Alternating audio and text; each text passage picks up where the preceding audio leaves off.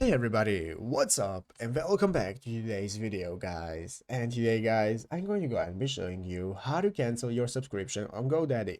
This is a very simple thing to do guys, so make sure to watch this quick and easy video till the very end, follow my steps correctly so you can make sure that this works the same for you and you can do this yourself. But yeah guys, let's get straight into it. So the first thing you want to do is go ahead and open up the official GoDaddy website right here, godaddy.com if you haven't already, and after opening it up, you'll be greeted by this main page right here, which is the home page of GoDaddy, where we can get started with logging into our account in the upper right corner. If you do not already have an account, just go and create a new one, and after logging in, you'll be greeted by this home page where we can get started with logging on the domain name that we want to use. We can see all the products and services we can access right here and so on.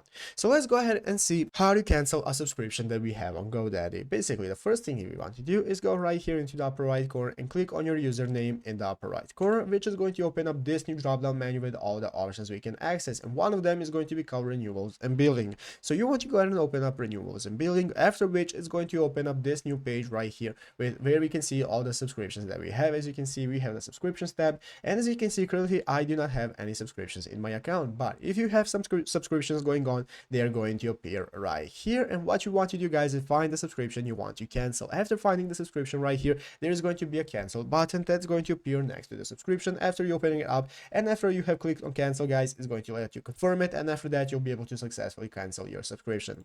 But yeah guys, basically that is how to do it. So I hope this video was helpful. If it was, make sure to leave a like, subscribe to the channel. So yeah guys, thanks for watching, take care and bye.